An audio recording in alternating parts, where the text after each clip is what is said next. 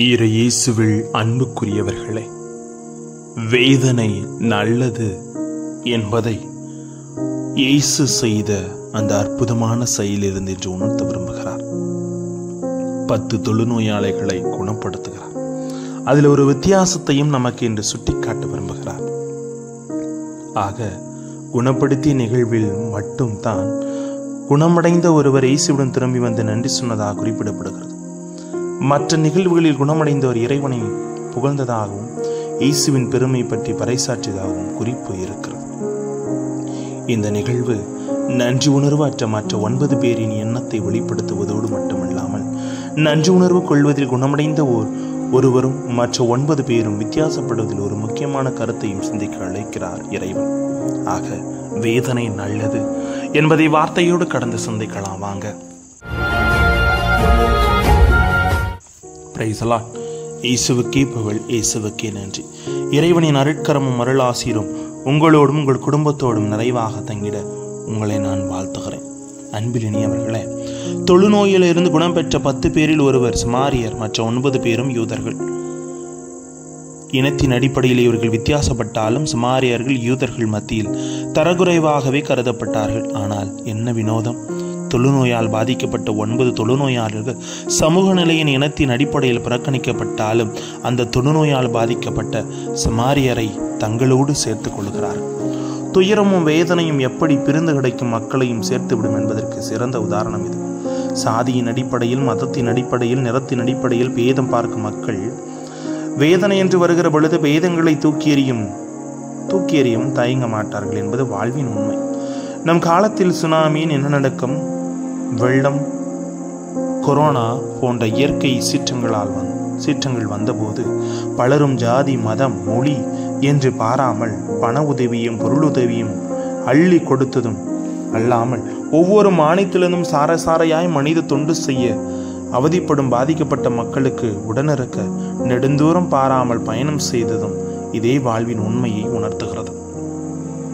குணம் பெற்ற 10 தொழுநோயாளிகளை பார்க்கிறோம். அவர்கள் குணம் பெற்ற பிறகு அவர்கள் உடல் வேதனையும் மனவேதனையும் கலைந்து போகிறது. அப்போது பிரிவுகளும் பிறப்பெடுக்கிறது. வேறுபடுகின்ற பழைய இன பேதத்திற்கு அவர்கள் உட்படுகிறார்கள். வேதனையில் ஒன்றாக இயேசுவை அணுகியவர்கள் வேதனை அகன்ற பிறகு அதனை சந்திக்க ஒன்றாக அணுகவில்லை. வேதனை மனித ஒற்றுமையை உறுதி செய்யும் என்றால் வேதனைகள் நம் வாழ்வில் இருப்பது நல்லதுதான். அந்த வகையில் கிறிஸ்துவ ஒன்றிப்புக்கு சிலுவைகளையும் அடிப்படையாக கருதி சிலுவைகளை ஏற்றுக்கொள்ள தயங்கால் அர்த்தமுள்ள கிறிஸ்துவர்களாக வாழ்வை வாழவே இறைவன் என்று அழைக்கிறார்.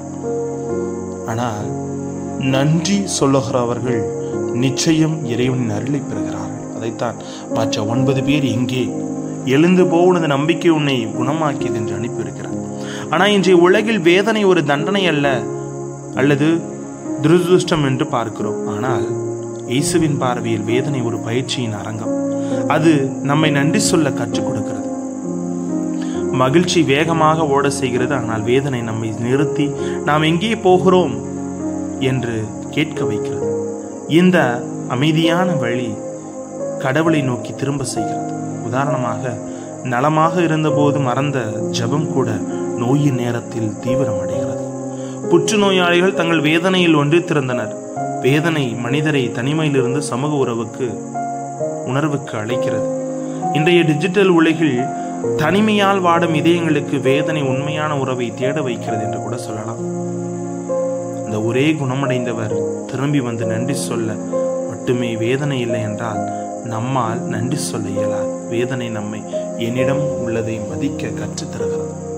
ஆக இந்த நவீன முறைப்படி சற்று சிந்திக்கிற பொழுது நோயின் வேதனை உடலை குணப்படுத்துவதோடு ஆன்மாவையும் திறக்க வாய்ப்பு தருகிறது.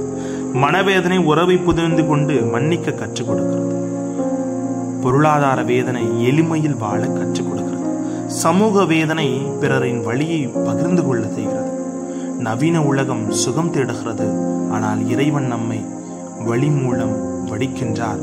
வேதனை கடவுளின் மௌன வழிகாட்டி. வேதனை ஒரு நன்மை அல்ல, ஆனால் நன்மையை உண்டாக்கும் கருவி.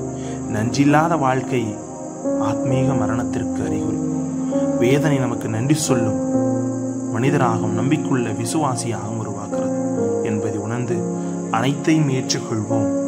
வேதனைகள் நம் வாழ்வில் இருப்பது நல்லதுதான். ஜெபிப்போமா. அன்பு இறைவா, எங்கள் வாழ்வில் நிகழ்கிற ஒவ்வொரு நிகழ்வும் நன்மைக்குரியது. வேதனையாக இருந்தாலும் சோதனையாக இருந்தாலும் அனைத்தும் நல்லது என்று ஏற்று வாழ எங்களோடு தங்கும் ஆண்டவரே. Praise the Lord.